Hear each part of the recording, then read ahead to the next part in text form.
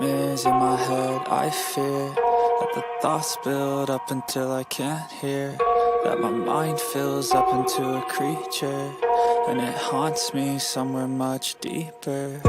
Anxiety, filling up every space, no privacy. And silently, it could build and build until you finally see, whoa, it's taking over, damn no closure, moving closer. No exposure, I just wanna be a loner. Some can't stay sober, looking over all their shoulders, like moving boulders just to get out of the home. It sucks, I've had enough, I don't wanna feel the stuck under the rug, all my problems that I shove. I got nightmares in my head, I fear that the thoughts build up until I can't hear, that my mind fills up into a creature, and it haunts me somewhere much deeper. I got nightmares in my head, I fear that the thoughts build up until I can't hear, that my mind fills up into a creature, and it haunts me somewhere much deeper. Welcome everyone to my experience with the phenomena as we get into a fantastic topic today, UFOs and airplanes. Not just airplanes, but just aircraft, period. Helicopters, any other type of man-made craft that you can find in the sky.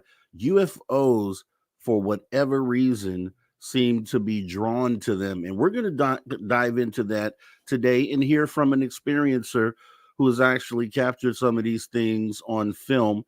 The name is John, also known as LatchKey Hustle. Should be a really awesome show tonight. So definitely glad that you guys are here with us here. So we're going to go ahead and kind of get into the pre-show stuff here.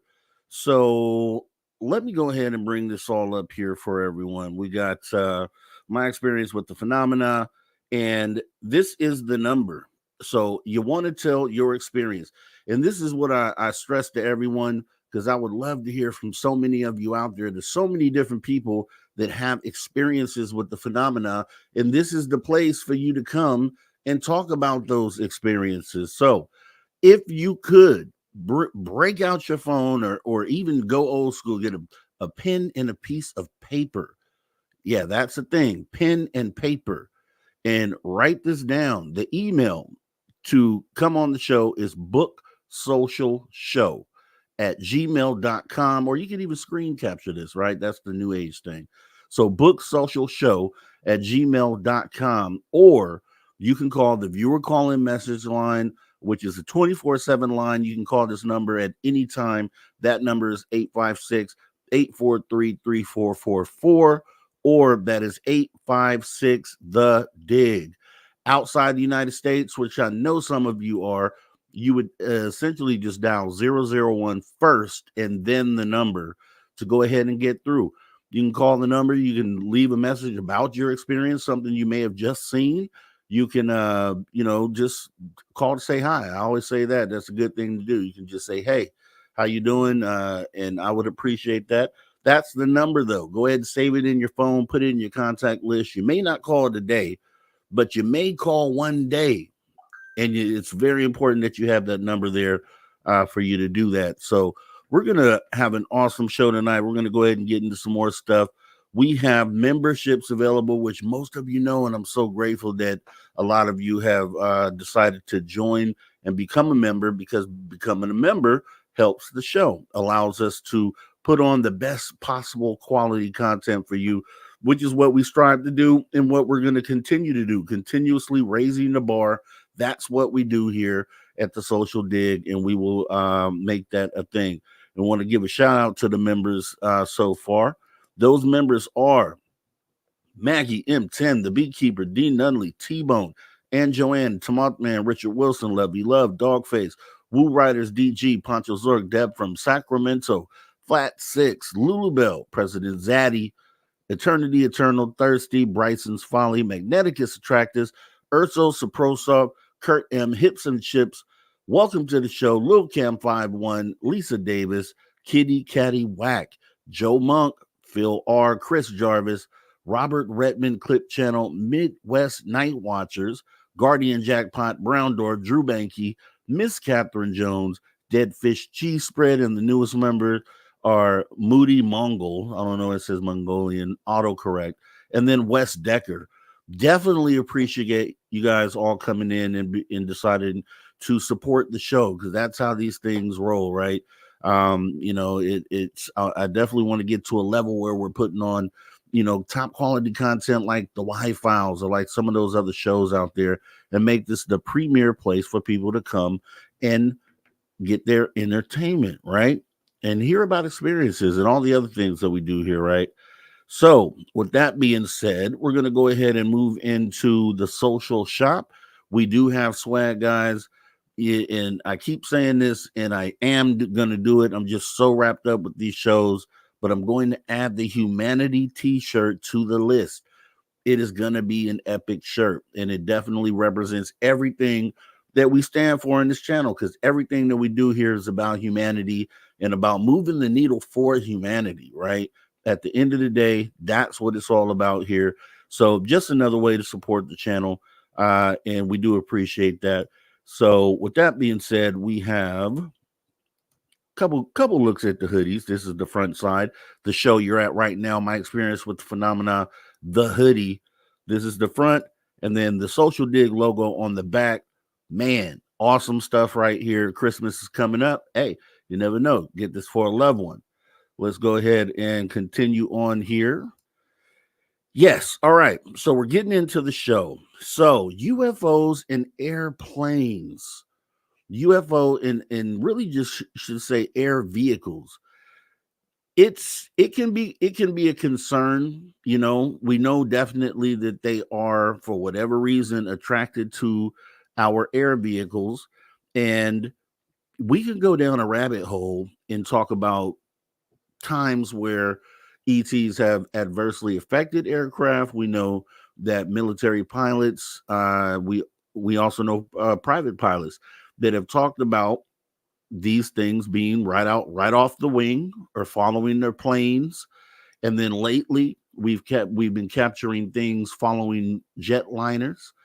And there's also this phenomenon that's kind of niche right now, but I think it's getting more attention, which our experiencer today is going to come on and talk about, which are these dragonfly UFOs, another form of UFOs, because sometimes you see orbs, sometimes you see actual what look like physical craft, and sometimes you're seeing these things called dragonflies. So we're going to jump down that rabbit hole tonight. But first, I kind of want to go into some historical examples of UFOs in aircraft, right? So we're going to go ahead and do that right now. So let's go ahead and get this thing started. UFO encounters with Air Force One in the Biden administration. So that is something that happened pretty recently. It was actually on the news, and I have a photo of that here. I'm going to go ahead and put that front and center. Air Force One being followed by a UFO. Do you think this was the first time this has happened? No, probably not. So if you have presidents, and I would think anything in the proximity of a presidential plane is definitely going to be on the radar of those on board. So you would have to assume, based on as often as this phenomena happens, that probably all presidents have had an experience with something like this. Is it something that they would admit? Likely not. And there are various reasons why, not just to kind of open up Pandora's box and admit the UFOs are real. But I think maybe it has something to do with air safety. I think it may have something to do with air safety. The reason why they wouldn't want to admit that they've had these things on Air Force One's radar, but it's bananas, and I don't know how there couldn't be a case where this hasn't happened to at least one, all the presidents that we've had. But on February 21st, February 2021, actually, shortly after President Joe Biden took office, an unusual sighting was reported involving Air Force One, the official aircraft for the U.S. president. During this flight, an unidentified object appeared in close proximity to Air Force One as it was en route to Washington, D.C., prompting concerns about security. While specific details of the encounter remain classified, the sighting raised important questions about the nature of UFOs and their interest in high profile aircraft. Air Force One is equipped with advanced communications, radar, and defensive systems, making it one of the most secure planes in the world. This incident led to speculation that UFOs might be monitoring the movements of world leaders or analyzing technologically advanced planes. Encounters near aircraft like Air Force One suggest that these objects are not only aware of human aviation, but may have sophisticated tracking or observational capabilities. For some, this raises the possibility that UFOs may be surveying government or military operations, showing an intelligent awareness of human power structures or strategic assets. So, with that being said, this is one of the reasons why you have some people out there, even people who have had their own experiences within ufology. They will say things like, that's not a UFO because it's blinking in the FAA mandated pattern, right? And I'm under the impression that if these things are so intelligent and they're aware of other craft in the sky, is obvious, with them following them like this, they would know if they wanted to blend in, then they would have to mimic aircraft or the flashing pattern, right? So I see that as a very high possibility. Obviously, they're intelligent, so they know if they're going to kind of blend in, they need to do that. But pointing out as well, the Air Force One has all these capabilities on board: communications, radar, and they're manned, right, throughout the entire flight. Anything that gets close to Air Force One is considered a threat. So it's obvious that they can't do anything about these things because they would not allow. You see the F-16 or I don't know what type of jet that is up there in the upper left, but they escort Air Force One all the time, right? Nothing that they can do, obviously, with these things getting so close to Air Force One, right? So it's wild. It's wild to even think about that.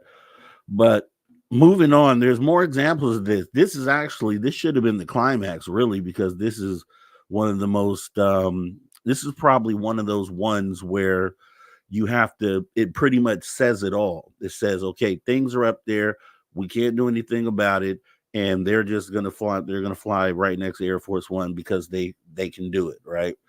But moving into another example, historically, we have World War II Foo Fighters.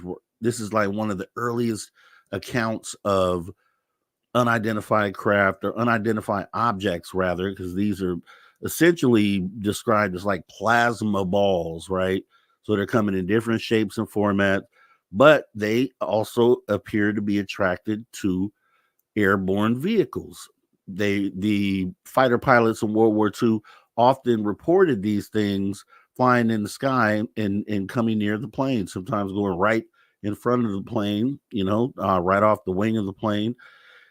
And, for whatever reason, like, we could all sit here and speculate. There's 1,000 reasons why they might be doing this. And maybe we can really get into some of that talk after we hear from the experiencer. But one of the earliest documented cases of UFOs near airplanes occurred during World War II, when Allied pilots reported seeing strange glowing orbs they called Foo Fighters. These lights were first spotted over Europe and later in the Pacific theater, and both Allied and Axis pilots witnessed them. The Foo Fighters were described as small, fast-moving orbs or spherical lights that would follow military planes, often maneuvering in ways that seemed impossible for known technology at that time. The Foo Fighters sparked concern among military officials, as some initially feared that they might be advanced enemy weapons. However, neither side in the conflict claimed to possess this technology, leaving the phenomenon a mystery. The consistent sightings in multiple locations suggested that Foo Fighters were not isolated incidents, but rather a widespread phenomena. Given that these lights often appeared during missions, they may have been observing military tactics, or they could be drawn to electromagnetic fields generated by military craft. The exact nature of Foo Fighters remains unknown, but their behavior suggests a distinct interest in human aviation technology. So once again, what are they observing? Could it be something as simple as the electromagnetic field? I could see that. That could be something to explain in a way. No nefarious reason, just being attracted to an electromagnetic field. Possibly. But if you have all these different type of craft, you have these orb plasma balls, you have these physical craft, as you saw in the one that was following Air Force One, that's more of like a metallic sort of physical craft. So are they all doing this because of electromagnetic field? Maybe. I think that makes it probably less likely and more like motive, more like there's motive behind what they're doing, right? Right? Just bananas. We're going to have to speculate on this and kind of look more into this, and we will talk about this a little later.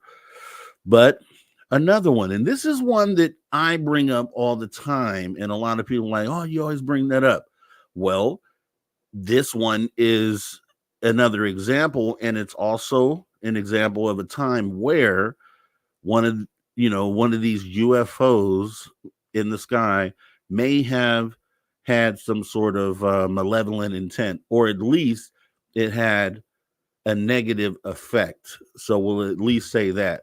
And that one is the Fred Valentic UFO. The UFO sighting. He was on the radio. Telling air traffic control what he was seeing. Then all of a sudden they heard this scraping metallic sound and he was gone. So let me go ahead and read that. This is the disappearance of Fred Valentic. One of the most unsettling UFO encounters involved a pilot occurred on October 21st, 1978, when Australian pilot Fred Valentic disappeared over the Bass Strait flying a Cessna 182. Valentic reported seeing a large, unidentified object hovering above his plane. In his last radio transmission, he described the object as having bright lights and moving in an unusual, erratic pattern, unlike any aircraft he had encountered. Valentic then reported that his engine was malfunctioning and that the object was getting closer. His transmission ended abruptly with strange metallic sounds, and neither Valentic nor his plane were ever found despite extensive search efforts. This case remains one of the most notorious UFO incidents because of its potentially fatal outcome. Valentic's disappearance led to various theories, including the possibility that he encountered an extraterrestrial craft or was somehow taken by the UFO. If these objects are indeed intelligent or sentient, the Valentic case hints that their curiosity could extend to closer and sometimes dangerous encounters with individual craft. So when we hear that, what do you think of? Flight MH370, anyone? Disappeared mysterious circumstances, possibly because of the UFO. People have various theories on this, and I've heard things as wild as maybe the craft disappeared due to some sort of government tech. Nah. It's very likely. I always say that history is a good example. Kind of weighing back on history is a good way to kind of figure out what you have going on in the present. And if you look at this story, The historical data says that he was encountered one of these UFOs. It interfered with the electronics on his plane, and the plane disappeared, never to be seen again.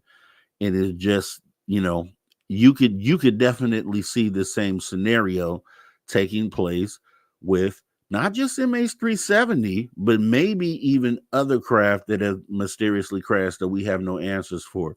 You got to kind of think about that stuff. For sure, they are attracted to planes. They are attracted to airborne vehicles. Now, whatever the intent is, right, we're still trying to figure out. But I think the clues are out there, enough clues to maybe put things together and really be concerned about the fact that a plane, in this case, it's just a single engine Cessna, right? But if you have an MH370 where you have maybe hundreds of people on board, well, that's a problem. That's a problem. A lot of us fly every day, and we may not be aware that we have UFOs or orbs or some of these things tailing our planes, right?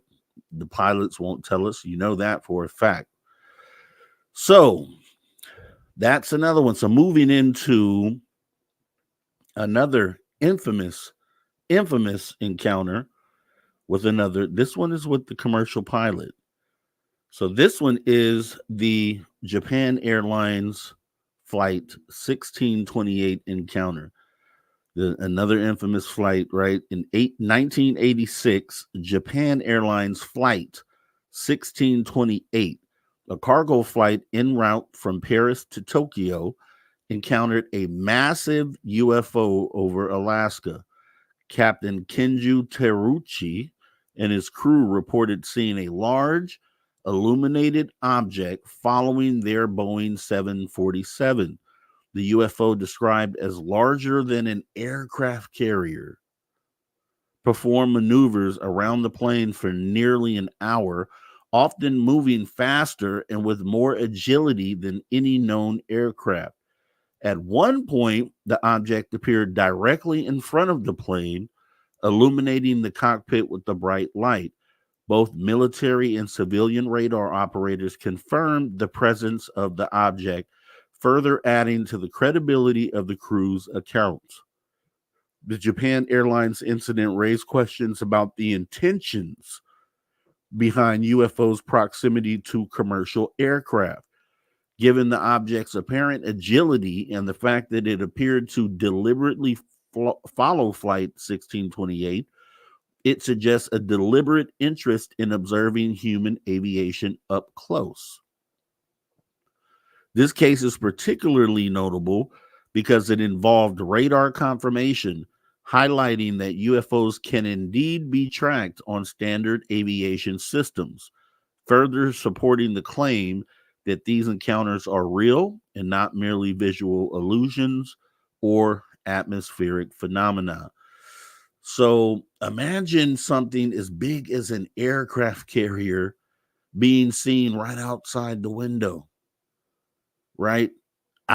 It doesn't really detail if the passengers saw this, but even for just the pilots, for something to be right in front of the plane and as big as an aircraft carrier, which obviously is bigger than this plane, just has to be bananas. So we're seeing things as small as these Foo Fighters, which are orbs, these small little orbs, all the way to something as big as an aircraft carrier. And there's a level of curiosity there from whatever these things are. And I don't know if think about it, right? If these things are so advanced, they're doing something that is more advanced than just what we know as flight, right? So would they really be curious about these primitive sort of air vehicles that we're flying? Maybe. I just don't, it doesn't make a lot of sense, right? This is where we use our logic and kind of step in and think if it makes sense for them to just be curious. I think there's definitely has to be more to why these things are getting close to these planes. So yeah, I don't know what you guys think about that, but that's pretty bananas. Let me go ahead and take a look out there, see if anybody had any Yeah, Shaq Valet, another link between elongated UFOs and danger. Just simply put, Shaq Valet, plain and simple, UFOs in danger. This is the key, right? Who wants to find out that these things adversely affect craft at 35,000 feet? Wouldn't you want to know on the ground first? Wouldn't you want to be educated on the ground that these things, for whatever reason, are coming really close to planes? And in fact, if we dug a little deeper, we find times where they've adversely affected these craft, maybe not necessarily causing casualties with the effects that they have, but then maybe so if we were to dive deeper, because we know the FAA is in the government's pocket, and they are just as bad as the government as far as releasing any data. So who knows what the FAA, what type of information they were hiding. If you think about Chicago O'Hare, another incident which I didn't actually cover here, but we'll just talk about it because why not?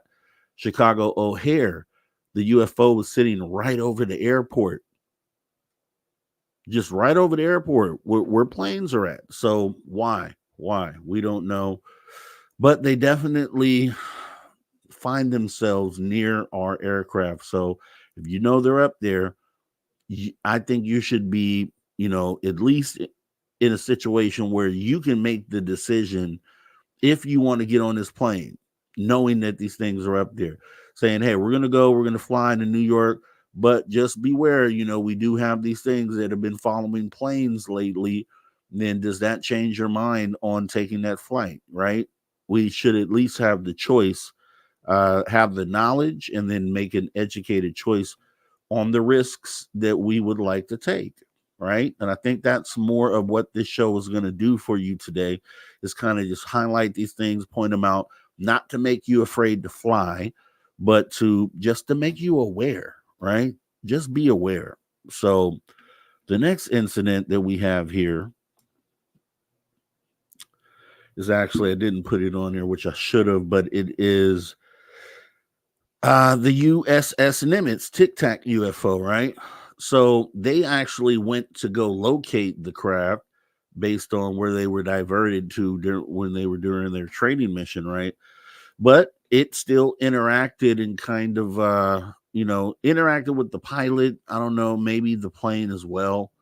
But one of the most infamous or famous modern UFO encounters occurred in 2004 when U.S. Navy pilots from the USS Nimitz encountered a UFO off the coast of California. The object, referred to as a Tic Tac due to its shape, was captured on radar and filmed by the pilots. The UFO reportedly moved at speeds and performed maneuvers that defied conventional physics, including descending from 80,000 feet to sea level in a matter of seconds. The pilots also observed the object moving with no visible means of propulsion and accelerating in ways that seemed impossible by current technological standards. The Nimitz encounter is significant because it was observed by highly trained military personnel, confirmed on radar, and documented with video footage. The Tic Tac UFO's extreme maneuvers and advanced capabilities sparked significant interest in the defense and scientific communities, as it is suggested that unknown entities might possess technology far beyond our own.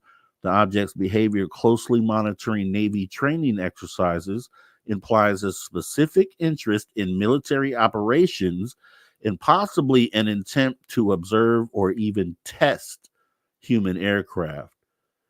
So, just kicking around some ideas. Why are UFOs often found near aircraft?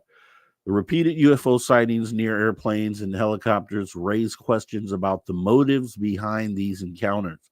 One theory is that UFOs are interested in assessing human technological advancements, particularly in aviation and military capabilities. Aircraft, especially military jets, represent some of the most advanced technology on Earth, and it is possible that UFOs are analyzing or collecting data on human flight capabilities, speed, maneuverability, and radar systems.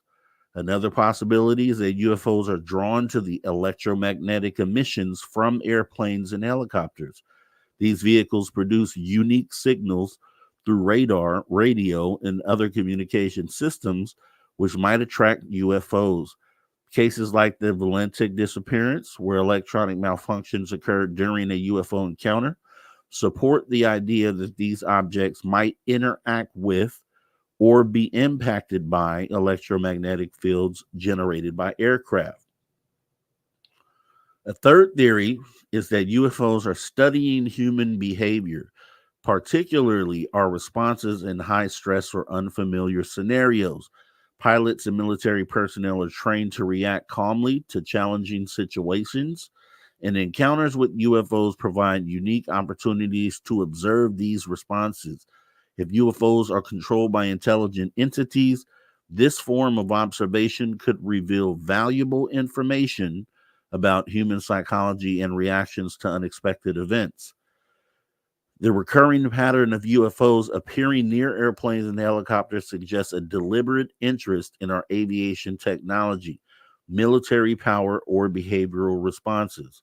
High profile encounters, such as the Tic Tac incident and the Air Force One sighting, have added legitimacy to the study of UFOs in recent years. Government and scientific organizations are beginning to take the phenomenon seriously, with some countries establishing task forces to investigate these incidents further. Each of these cases, from the Foo Fighters of World War II to the Valentic disappearance, and from the Japan Airlines sighting to the Nimitz Tic Tac encounter, highlights their persistent presence of unidentified objects in our skies. If UFOs are indeed monitoring, studying, or interacting with human aircraft, it suggests an intelligence capable of advanced surveillance and an interest in humanity's technological progress. Continued research and open minded investigation may one day yield these answers, potentially revealing whether these encounters are random occurrences or part of a larger pattern of observation by an unknown intelligence. So, with that being said, I think that kind of lines it up. Like, what are they doing? Right? They're here. They're not only are they doing this with our plane, but they're also visiting our nuke sites. What are they doing? Are they seeing if we have, are they trying to make sure that they have air superiority when it comes to what? Who knows? Like a lot of people within ufology don't like to get into the darker part of this or where this could go or the reasons why these things might be doing that. But, we're going to talk about this stuff today. So just be prepared for that as we go ahead and get ready to get into the conversation that we're going to have with our experiencer here. So I'm going to go ahead and bring in our experiencer. Z talked about some experiences with things that are in the sky that happen to be interacting with planes or just air vehicles in general. So without further delay, guys, let's go ahead and bring in our guest, LatchKey John, also known as LatchKey Hustle. How you doing?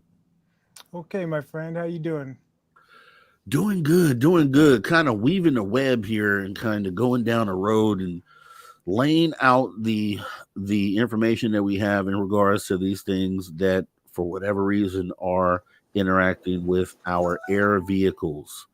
I know that you have an experience that kind of relates to this, so I would like to go ahead and get in. Let's hear your experience, and then we can have some conversation about what we might think this all is, if you wouldn't mind. All right, sounds good. Well, first, thanks for having me. And also, I want to give you some kudos on the intro and laying that foundation is really important. And then, more generally, for what you're doing in terms of the platform that you're providing and growing, because I think these are really important conversations. And, without uh, spaces like this to dialogue and think outside the box and, thought share, these conversations just aren't had. So, thank you for that. Yes, sir. Uh, Thank you. No problem. mhm. So, it's funny because I've always I've always had a sense of things, and I've been pretty detail oriented. But it was January of this year, actually, and I was listening to Dave Scott and Spaced Out Radio, and he had Dr. Robert Shipe on. I think it was the first week of January, and really, I was a little blown away by what he was saying. And he was explaining about these things, darting around our skies, and he's saying they're largely imperceptible to the human eye, but they're out there.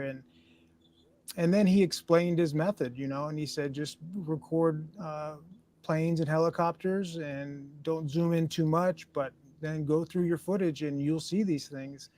And I just thought there's no downside to trying it. I mean, it's fascinating concept. Let's see what's what. And so, yeah, so I started taking some videos here and there. And like I said, I can perceive things pretty well. I have really good visual acuity as it happens. And so I was taking videos, and then I started seeing things. And they're basically exactly what Dr. Shipe described. And yeah, I mean, it was eye-opening. I didn't really know what to make of it at first, to be honest with you. It's just like there are things going on in our sky, and I had no idea, zero clue. So yeah. Yeah, so and I saw some of the videos from Robert Shipe, and I couldn't believe, and he says this in the videos. He says, and initially you're going to look at it, you're going to think, this is maybe a bug flying through the frame, and I did feel that way in the beginning. But yeah, the more I watched, I started using logic, and I'm like, okay, if this is just something flying across the screen, something like a bug or insect, why are these things tending to look exactly the same? That's the thing that was getting to me. Didn't matter where these videos had been taken, and they always passed through the frame where the aircraft was, which was another thing that Yeah. just blew my mind. I was like, what is the chances?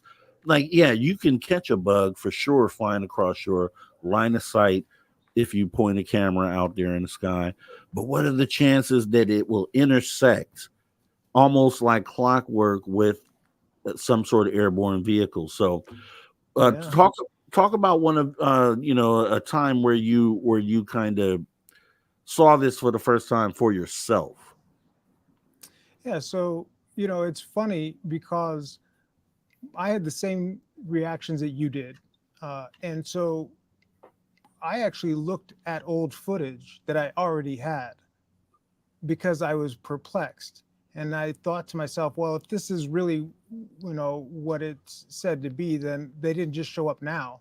So I'm going to look at old footage that I already have on my phone. And sure enough, I went through it and I started seeing things. And it was literally just a matter of zooming in and slowing it down. And it's funny because on some of the videos, we generate, I say it's similar to the microbial world in that I think it's been around all the time. It just required the invention of a microscope and people with the inclination to look.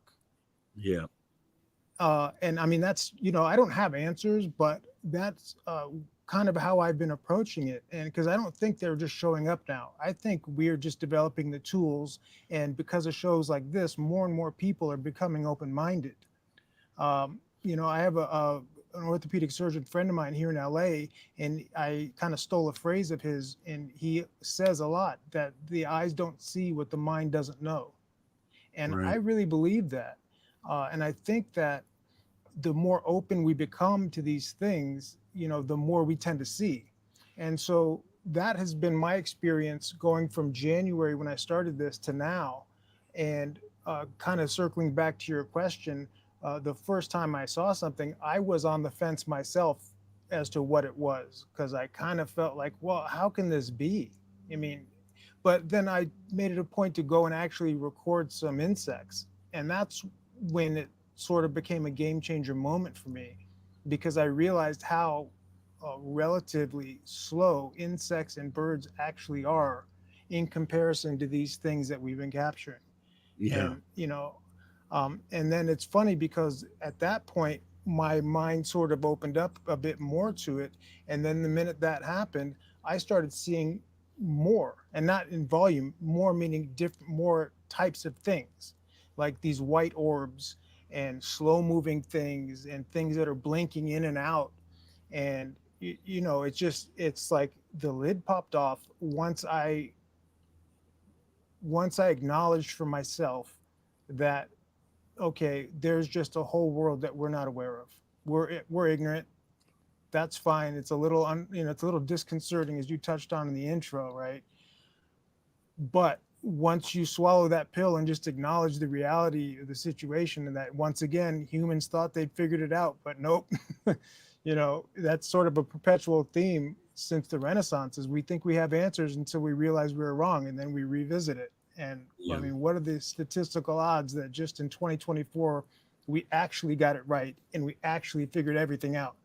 Probably not. So Yeah. yeah, I started seeing these things, and then I started seeing more things, and that's when I sort of, talked with my sister actually, and decided to sort of start making videos and posting this content, because there's a reason our channel name has nothing to do with the phenomenon. It's because it wasn't, when we started this, it was to do something else. And Mhm. then January happened, and my kind of everything got turned on its ear. And my sister was basically like, look, the infrastructure for everything we're doing is set up already. um, you're going to kick yourself if you don't explore this. Go do what you do, and when you're ready, we'll get back to what we're doing with LatchKey Hustle. So, and that's why the the name, the channel name, has nothing to do with UFOs or anything, because it really wasn't built for it. But when you something like this comes upon you, and then it seems to grow and expand, uh, it's hard to turn away from it. And you start to feel this obligation, almost like, oh my gosh, I need to share this. Like, Yeah. everybody needs to know. And so that's sort of how it came to fruition. Yeah, yeah, that's awesome. And I was wondering, yeah, where the name came from. I was like, it's in ufology, latchkey hustle, didn't add up. Glad you gave the background on that. But yeah, Yeah. no, yeah, it and at the rate that these, because you have to slow down these videos in a lot of cases to see these things, they just zip right through. And so it just it you when you see that, and then you go through all the thought processes of, okay, is it a bug? Okay, let's look at another video. Wait, it looks exactly the same. It's not a bug.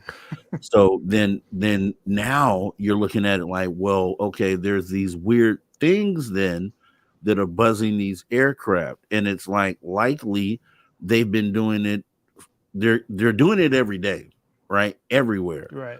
So you have to think, what do you think? What are you leaning into? Because I've watched some of the videos, and I hear the theories of maybe it's some sort of, not necessarily craft, but something living, like a species or something biological. Would you elaborate on Yeah. that? Yeah, well, that's a good question, because and this, again, this is something that I've learned relatively recently. This sort of concept of atmospheric beasts. And there's a lot of people that say there's an ocean below us and an ocean above us.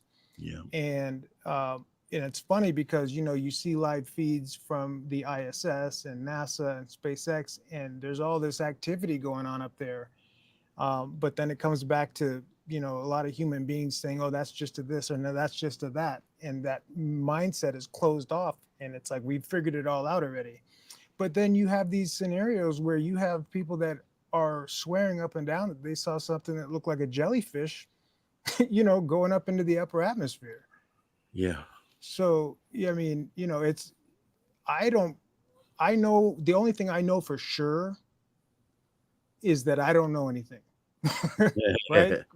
I That's mean, and I fair. have and I have no problem admitting that. I mean, this is a process. It's a learning process. And if we want to pretend we know everything, then there's nothing to learn. So, from my perspective, it could be atmospheric beasts. They could be animals that we just we're evolving the tools and the mindset now to understand them. Um, some of it could, I mean, you mentioned in the intro too, you mentioned something that I thought was important, which is the concept of mimicry. Yes. And, um, if there's an intelligence that's so far evolved that it can get here or be here and hide in plain sight, which is an evolutionary tool of its own, arguably, um, then, who's to say it can't mimic something metallic and look like craft or a bird or a cloud. And then obviously, and this is also something you mentioned, the little scary side of it is the logical extension of that is, can they mimic people? And then the question Right. is, are they among us? So I can understand how it's an unsettling line of logic, because if you're going to take it to its logical conclusion, then you end up with some really uncomfortable questions, And I mean, I get that. And the other thing too is that, and it's funny because like I said in the beginning, once this sort of exploded for me, I felt this obligation to like, hey, look, share this. And then, and I was explaining to folks in the beginning of how I was capturing these things, because my thought process was, if I explain how I'm doing this and then everybody starts doing it, and then the internet and social media gets flooded with footage like this, then the governments of the world will have no choice but to disclose. That was Right. my thought process. It didn't quite work out that way. Instead, the backlash was more like, you're filming bugs, you moron. So I get it. It happens.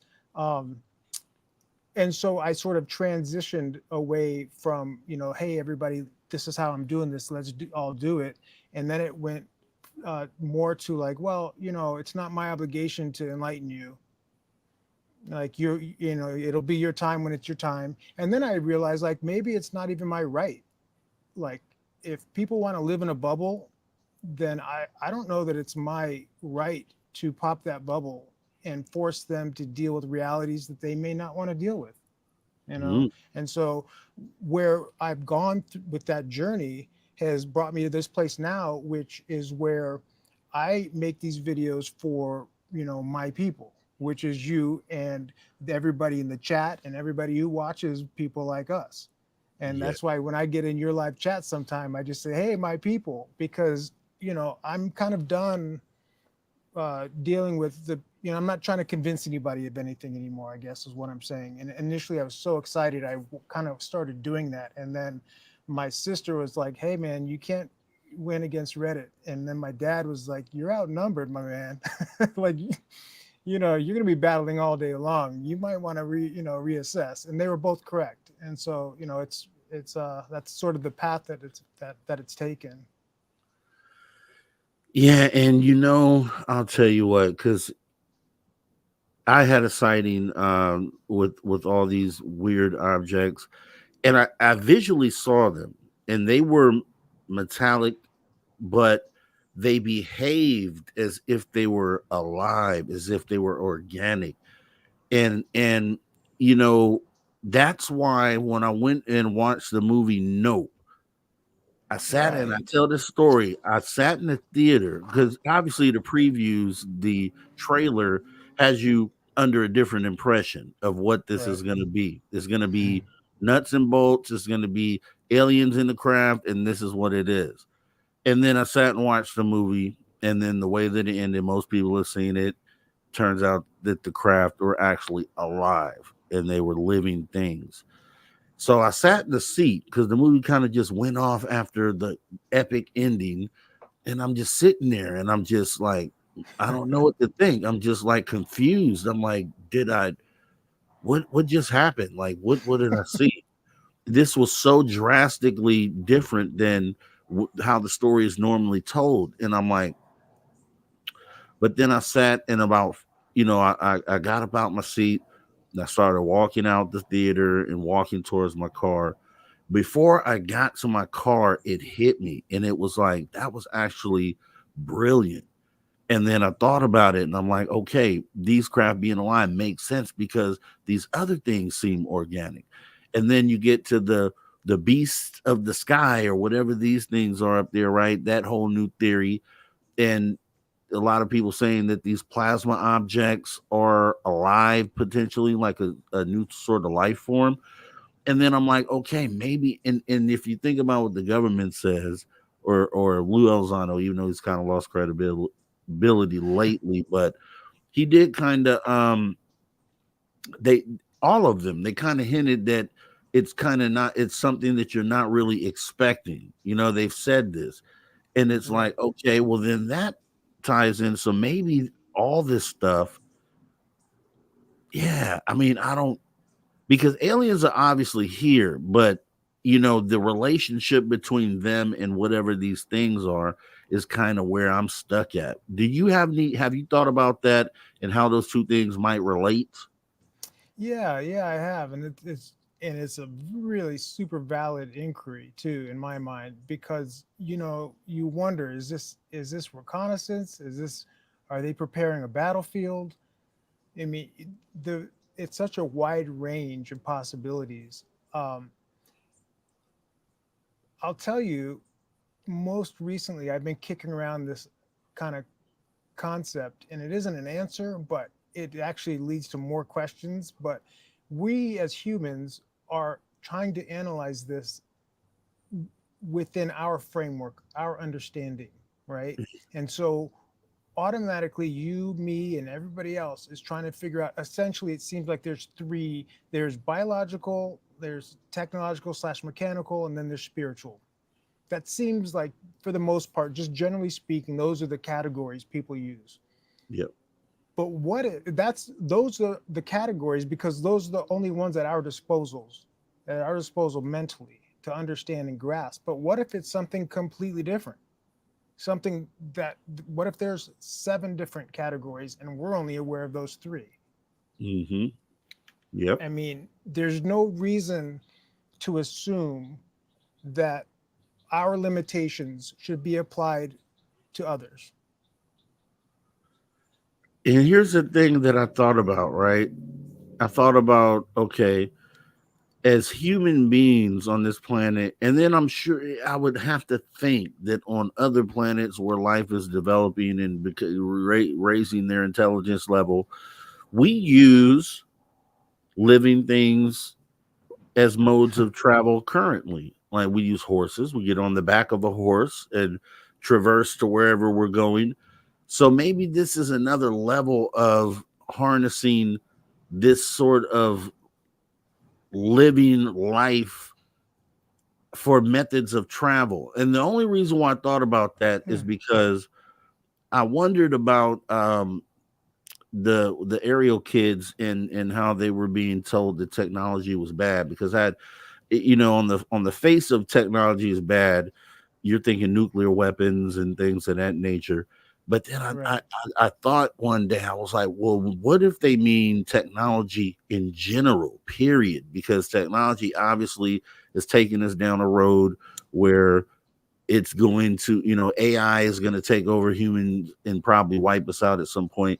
So maybe technology itself is bad, and maybe what we're seeing is not technological, which would be the message that would be why they would give a message like that. And it obviously, you still have to fill in some gaps with data or other information to make it all make sense. But once we start seeing things like these dragonflies that just don't make sense, it kind of just opens up a whole new way of thinking about what it Sure. is that's up there. And I think, to the point you just made, I think it's a good one, because if you think back to prehistory, there was a technology at play. There was knowledge, I should say. There was knowledge in put to use to build megalithic structures that we, to this day, with our modern technology, still cannot explain. Whether it's superstructures like the stones at Baalbek, or the pyramids, or Gobekli Tepe, whatever it is, there is enough around the world.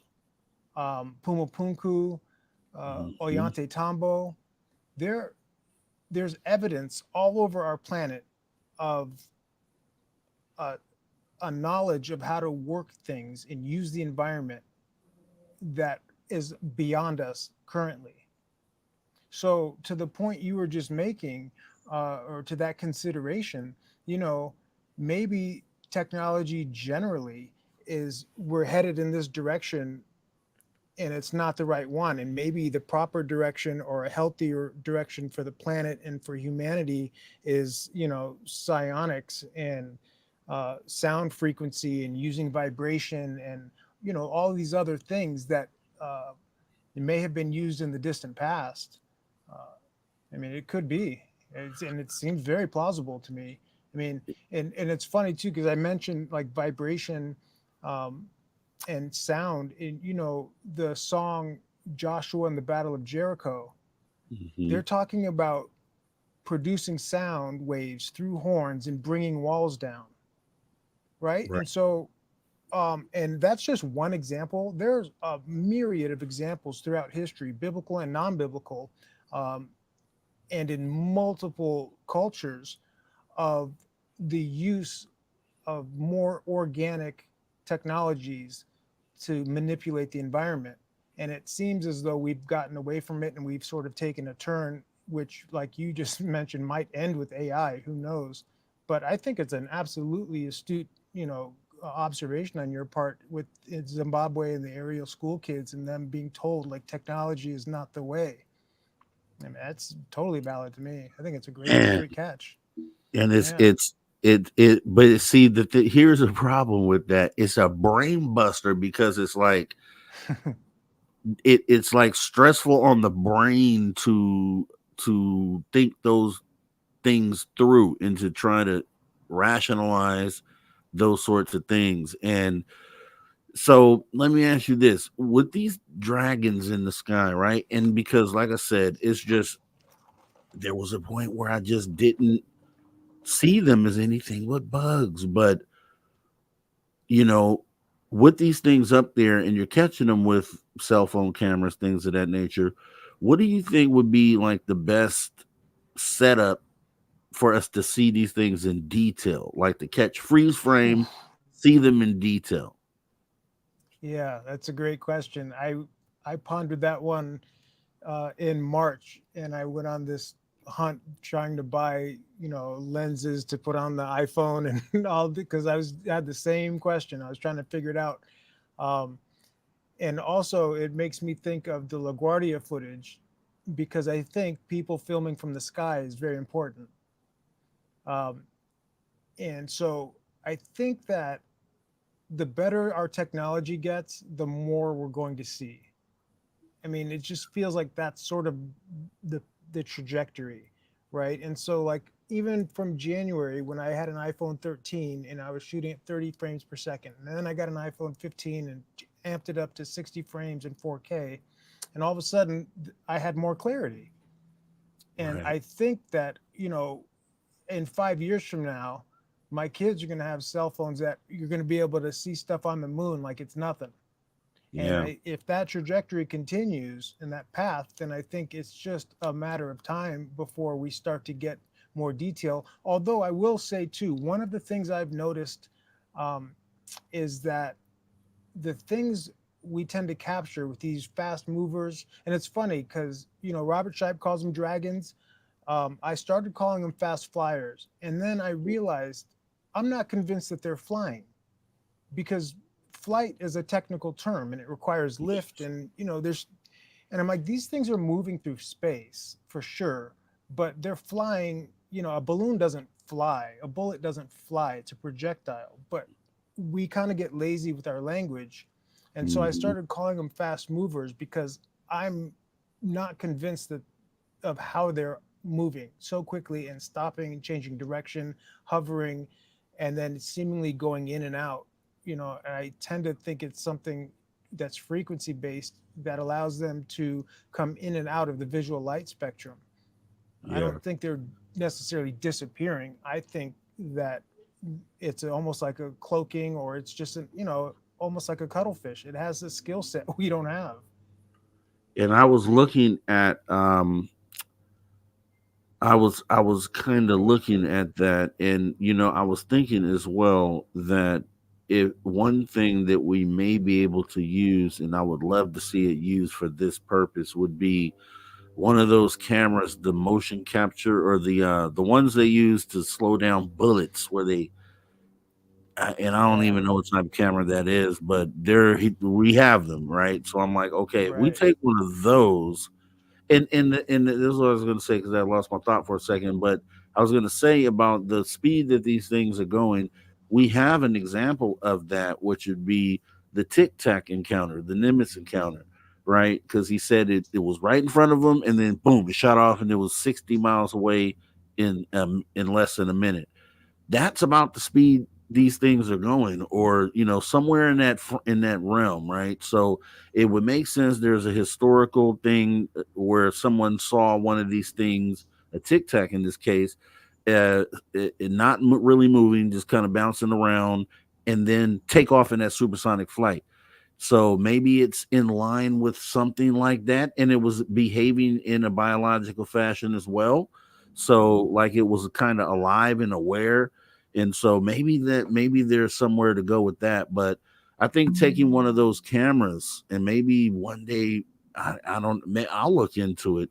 Maybe there's a way you can rent one of these things, and because if the success rate of capturing these things just with an iPhone is so high, then it should be just as high with one of these other cameras, and we should be able to get detail to see what they Right. are. Because even in the films that you have, uh, you can they almost seem like they have wings on them Right. or some sort Yeah. of protrusions out the side. But like we won't call them wings because maybe they're not flying. But I don't know. What do you think about that? That's pretty weird. Yeah. Well, there's I have a couple thoughts about it. And the first one is that it sort of goes back to our mind and what I think our brains fill in gaps Yeah. with what we know, right? And so there are so many people that see those little things you're referring to and they automatically go, "Hey, I saw wings, therefore it's a bug, you're a moron."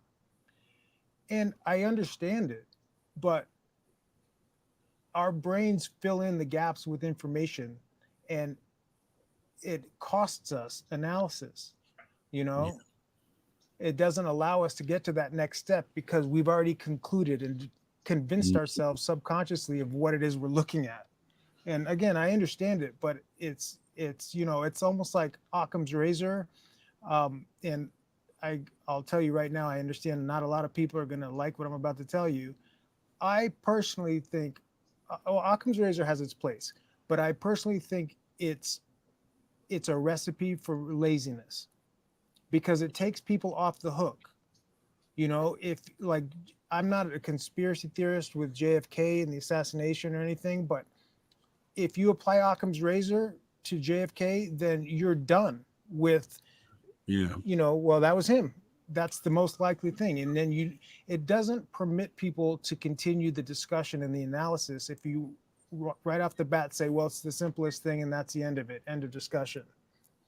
Yeah. And so, I think um, with these things, I, it's so hard. Like that's a great comment you made about Nope in Jordan Peele's movie because I had a lot of the same thoughts that you had watching it, but it was like a mind blower because you go in thinking UFOs or whatever are their machines.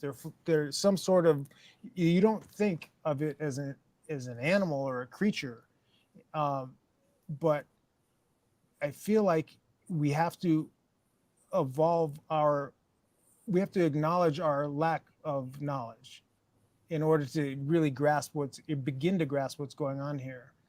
Um, I was listening to Aloha Dave in his segment, and he was talking about intention, Hmm. and I that resonated with me because I think that it, the more intention is brought to the issue, the more clarity we might get. But if we are going to stop the analysis because Occam's razor says no, there's nothing to it, and you're reading into it, then it stifles the analysis. And I think that Um, Dr. Shipe said one of the things he says is he tells people in his videos, anybody can do this, anybody can do this, and Yeah. I I believe that. I don't think he's wrong, but I also think that the mindfulness and the intention play a part too, because the more open you are to it, the more you'll see and the more success you'll have. So, on the one hand, anybody can do it, but on the other hand, if you come to this space with a mindset of we've figured it all out already and we know it all, then you should be prepared to not see much because you've already set yourself up for it. You know what I mean? Yeah. And that's where the thoughts, yeah, the whole thought process stops. And so you don't further elaborate and dig and vet. And yeah, I mean, that makes total sense. What do you, based on the behaviors of these things, because I've seen some that just seem to shoot right through the frame. I've seen some that appear to come up to the object and then fly off. Like, behavior Right. wise, what do you feel, right? Because we don't know, but Yeah. what do you feel the Yeah. intent of those things are? My feeling is that we have, for the lion's share of our time on this planet, we have been terrestrial creatures. We're ground based animals. It's only been the last 120, 130 years where we've figured out a way to get up in the sky. Yeah. And I feel like, and again, this is putting a humanistic, lens on it, but if all of a sudden something was in an environment that it wasn't used to being in, I would pay more attention to it. I would be very curious about it. Just like when you have kids, when you your guard and your parenting style is a certain way when all they can do is roll over. And then all of a sudden when they get mobile and can crawl, your reaction to the environment, everything you do changes because they're evolving. And all of a sudden they can walk, and then again you have to deal with the stair situation and whatever. And it's like, I think that these things are reacting to our leaving the ground and getting up in the air. That's Yeah. kind of my, there's nothing to base that on, it's just what it feels like, because it seems like they are checking out everything all the time. What they're looking for, who knows, but that's what it feels like to me, to answer your question. Do you think they want us in the air? you know I don't think it matters. Just, and from our perspective, mine included, I'm like, the flight safety. Do pilots going to flight school know that these things are up there? They should know. The FAA should be telling them, hey, these things are this.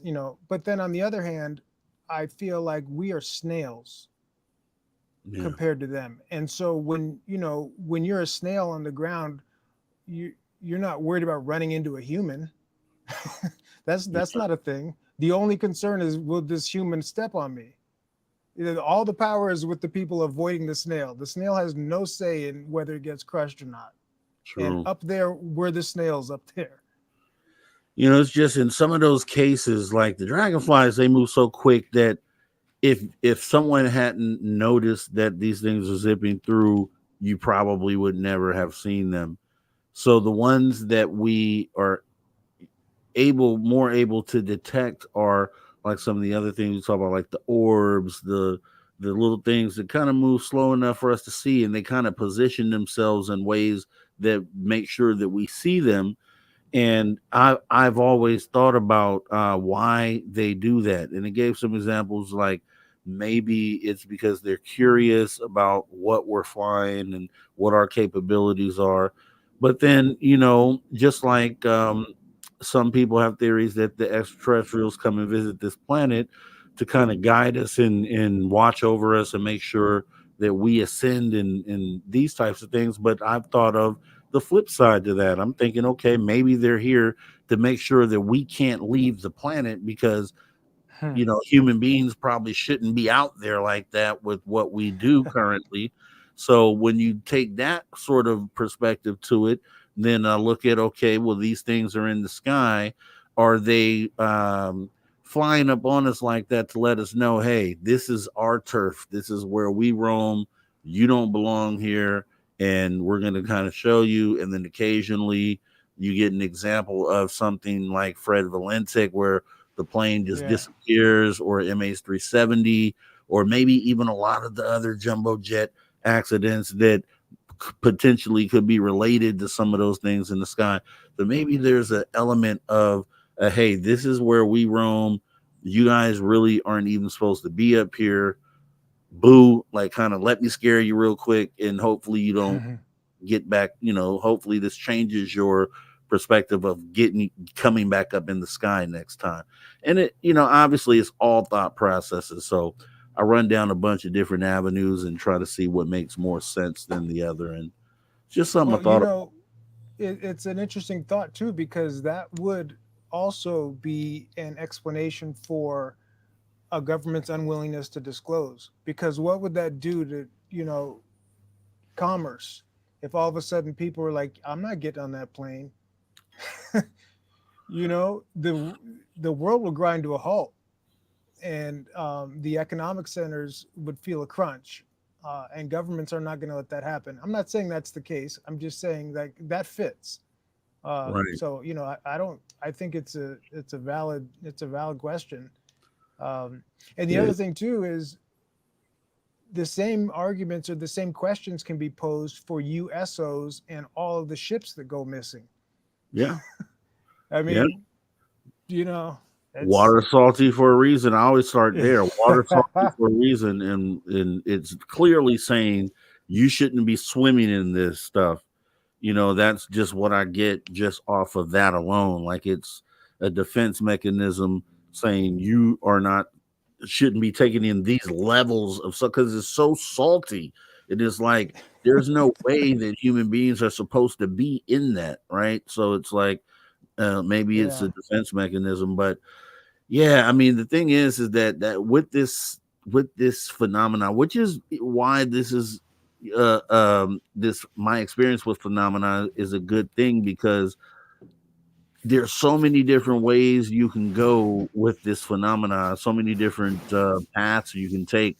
It's almost like having a whiteboard up with the Venn diagram, and you're just every day drawing a line to something that might be possible, and then exploring that, and then kind of drawing a line off of that. And next thing you know, you have this huge tree of data, right. and it's kind of what we're doing with these conversations. Yeah. It totally makes sense. And you know, they have to be addressed almost like it. One of the things, this is just an analogy, from a physical wellness and health standpoint, I think if you go just to an orthopedist, they're going to want to cut on you because that's generally what they do. Um, and so if you're going to really take a stab at overall health, you want to take it from a multidisciplinary perspective, right? And get different angles on how you should address whatever issue you're addressing. Well, you can do it with diet, or what's your sleep patterns like, and maybe exercise more, or let's do some diagnostic tests. And you don't want to just go one route. And I think the same thing applies with this. I mean, you have to look at it from, a biblical perspective. You have to look at it from a scientific perspective. We mentioned intention before. It's funny too, because music to me, I mean, we don't know each other all that well. I'm a fan of yours, right? But we haven't communicated a lot. But the sense I get is that music plays a role in your life. Yep. Um, and going back to the notion of frequency and sound waves, uh, and you may or may not be aware of this, but I personally am a big fan of Parliament and Bootsy Collins and Mhm. George Clinton. Yep. And if you go back to the 70s and listen to Mothership Connection and listen to that album and look at the lyrics, these guys back then in the 70s were essentially doing CE5s at their concerts. I mean, Uh, they're talking about, is the mothership is coming, sing with me. If enough people sing, it'll come down. Are you ready to ride? They're talking about Bimini Road, the Bermuda Triangle, Easter Island, the pyramids. And the point I'm making with that is that that's not really an angle people consider.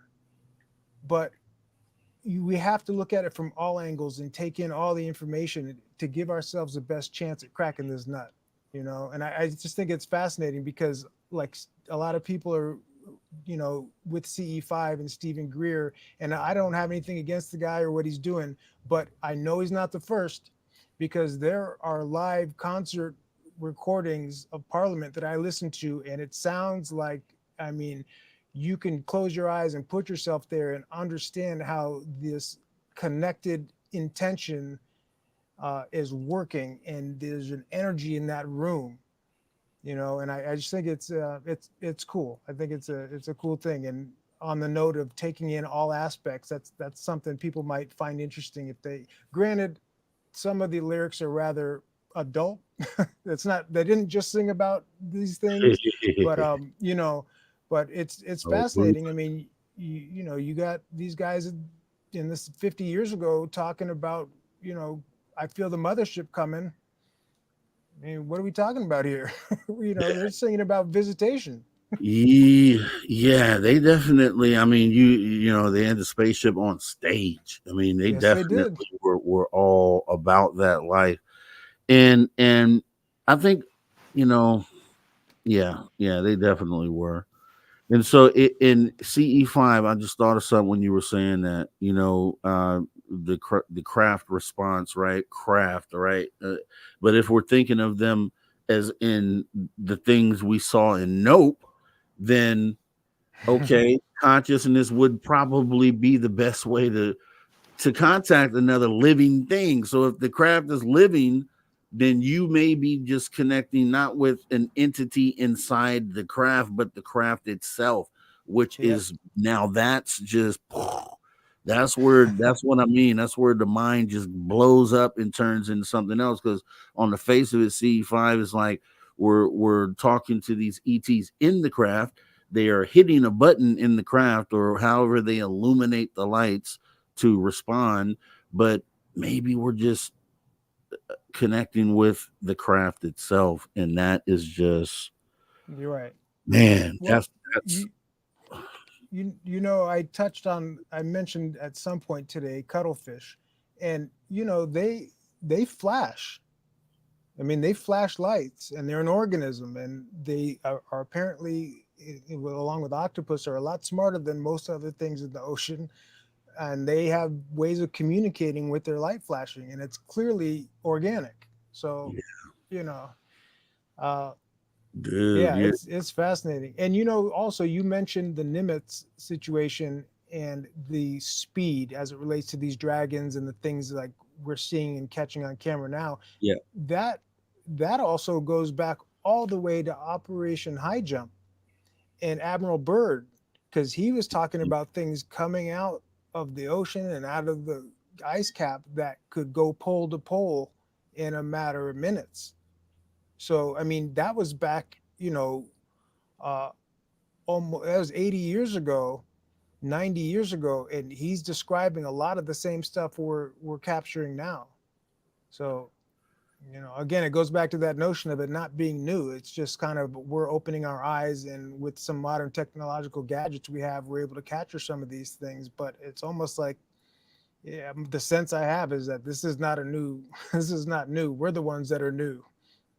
and I'm beginning to feel like, just as we go through this thought process, I'm beginning to feel like I'm my perspective changing a little bit on what we consider UFOs, because we use UFOs as a catch-all for the things we see in the sky, and then we've talked about a portion of these being maybe just organic things themselves.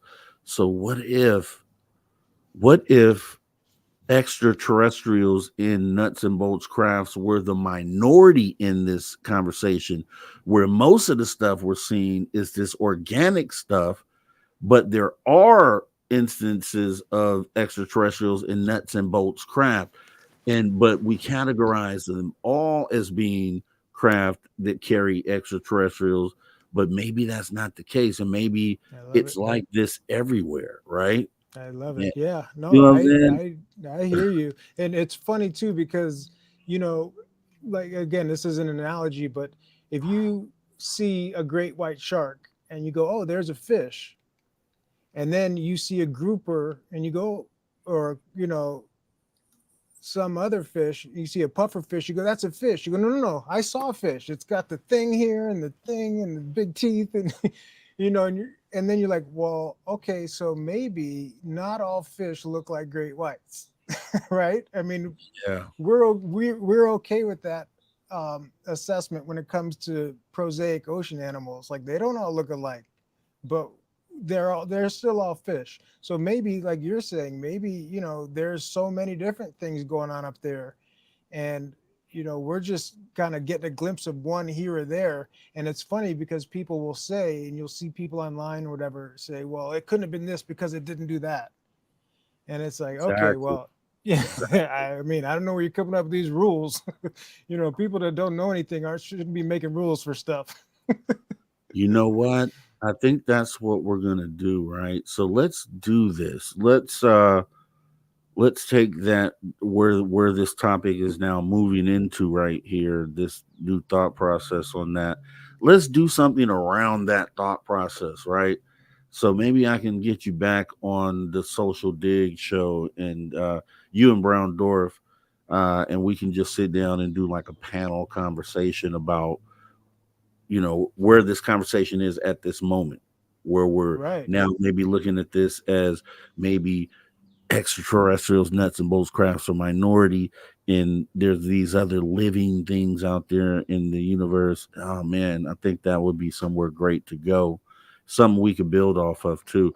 But that's the thing. I mean, that for me, talking about this stuff and going through those thought processes is it's exhausting, right? Mentally, it's mentally exhausting because your brain is really firing, and that's why I always go back to, I feel like, are the senses that we have, and logic and common sense, like these are the tools that we're supposed to use to answer these questions. And so, like, you don't need an academic degree or anything like that. I don't think it takes any of that to figure this stuff out. It's the common sense and using the brain that you have. And I feel like the conversations and just the places we go during the conversation just makes you know more sense at the end of the day when you look at what's plausible, what's not plausible.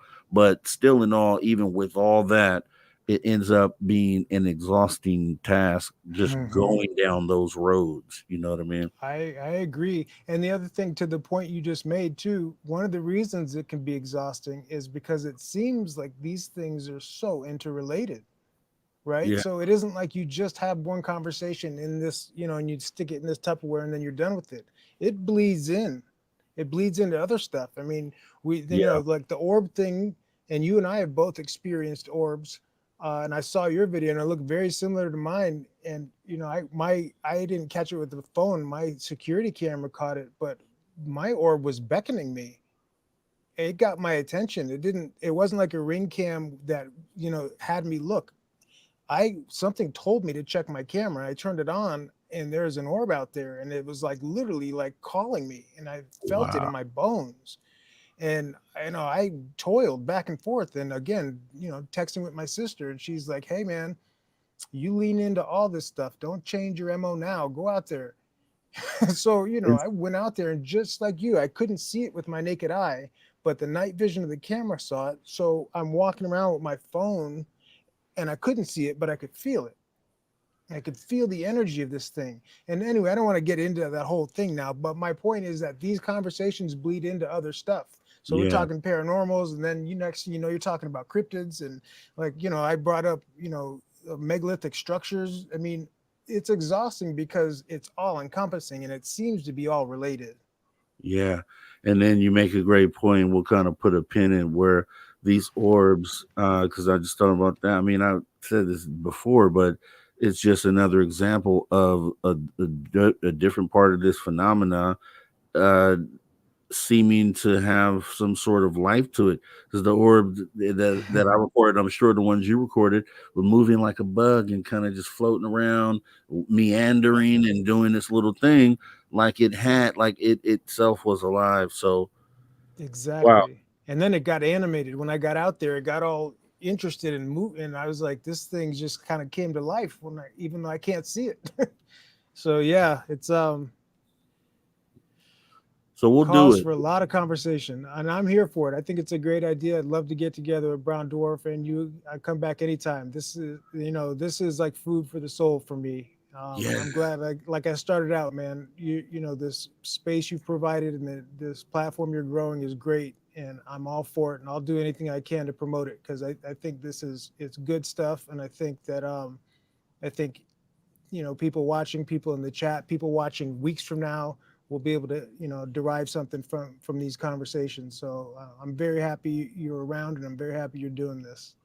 Thank you, sir. Thank you. And like it couldn't happen without people like yourself to be able to bounce these things off of. So, and that's why I say Mm. this is a place here where I'm glad. See, I'm not looking for overnight growth on a channel like this. Like this is a channel where you have to have like-minded individuals that are thinkers, and I think that's what we have here. We have a lot of thinkers, and that is an organic growth. Once again, back to the organics, right? It's an organic growth, and I'm okay with that because I know that the people that do listen now, tonight, weeks down the road, are ones that resonate and are thinkers and like to go down that, take those roads that we're kind of laying right now. So awesome stuff. Yeah. Wes Decker, thank you for your super chat too tonight. Thank you so much for your support of the channel and helping this thing just be better. And yeah, so let's set that up, John. Let's very soon, actually. I think next week I don't think I have to take a break for like a week for some other things, but I think when I come back, then we should definitely do it. So if you're in, Yeah. then we're gonna set it up. Hey, man, I'm here for it, and I'm here for you. Let's stay in touch. Anytime you like me to come on, I'd love to be on. Definitely. And I'm in Bakersfield, so I know you're in LA, so is Brown Dwarf. So we probably need to link up at some point, right? Maybe we can figure Yeah, something out, maybe Skywatch or do something along those lines, and for sure. have a, I don't know if you drink, but have a beer in a conversation. I'd love it. I'd love it. Thanks again for having me, and let's stay in touch and keep up the good work. All right, John. Thank you so much, man. Appreciate you. Great conversation. Have a great rest of your day, and I will be talking to you soon. All right. Take care, my friend. All right, later. All right, guys. Mental exercises, right? That's what I like. That's what this is all about. This is why I do this. This is why conversations that move the needle. That's, do you see what I mean when I say that? That's what I mean when I say conversations that move the needle. When I say positive progression of humanity, this is what I mean. And it's just always, it feels good. Just like John said, food for the soul is a perfect way to put it because it's exactly that. It's exactly, yes, it's exhausting, as he said, going down these thought processes because you figure out all these things are interconnected. Next thing you know, you did this, and this. So, but that's the exercise of a muscle that you're supposed to exercise, right? It's or you experience atrophy, right? So I love it. This is this is what I do. So another awesome show here. My experience with the phenomenon, man, I couldn't ask for a better show tonight, and it was exactly what I expected. It's one of the ones that I probably go back and watch, and just great stuff. And I definitely want to thank everybody who came in tonight to kind of share this experience. And these are the shows that you definitely promote and want people to hear these conversations. It's going to go to crazier places, right? Formulated a whole new show idea based off of where we took this conversation tonight, but that's how it goes. That's how the web weaves, right? So once again, awesome stuff. You guys are awesome. All you guys, right? All you guys. Most of you are members, which is awesome. And this is our place, right? This is our place to have these conversations, and we will continue to do so as long as I have breath in this body of mine, and as long as it takes to kind of get us to where we need to go. This is what we're going to do. So, and we're still at the ground level. We have so much growth to do. So, with that being said, guys, thank everyone for coming on in. This was a fantastic show. UFOs and airplanes. Still consider just, even though we went places, just still consider the fact that we're up there in the sky in these jumbo jet planes, and we have these things interacting with us up there. I would rather them interact with us down here on the ground where it's safer. But I think it's still, just on the base level, UFO and airplanes and what we talked about at the beginning of the show is still something to be concerned about, still something to think about. And, yeah, so we did it. So here we go.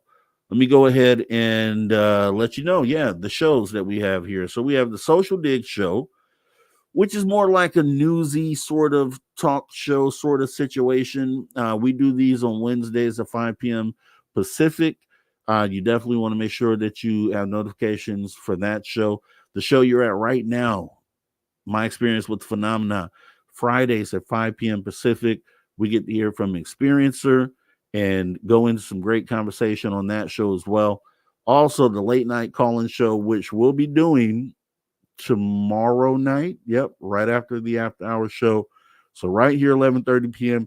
That's where you just come up on stage and talk about what you want to talk about. Great things going on. And I got some other things in the works. I was working on some graphics for a totally separate thing, but I'm just going to kind of, parking lot that for a while, and we'll see where it goes. But that's what that is. And memberships, you guys already know. Most of you guys are members, which I obviously appreciate.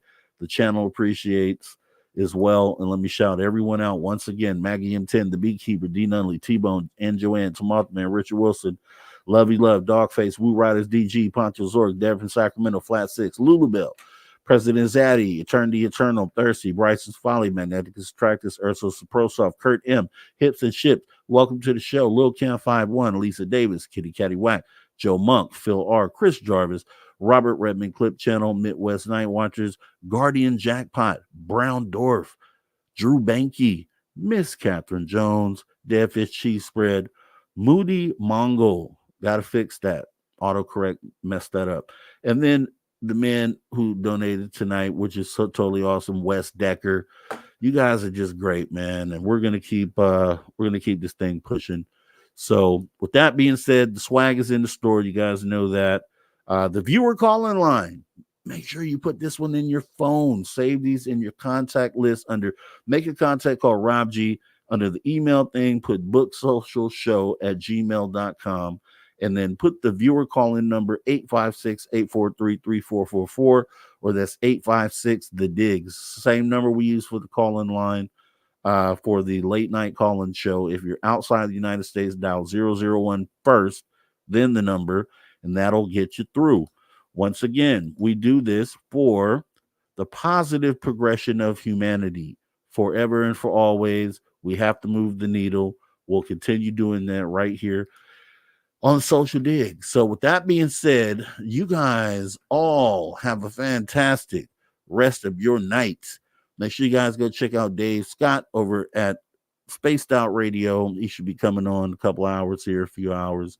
Outside of that, I'll see you at the after hours tomorrow, 8 p.m. Pacific, right over there at Spaced Out Radio. It'll be an awesome show. You guys have a great rest of your evening, and you all take care. Much love to you all. Out of here.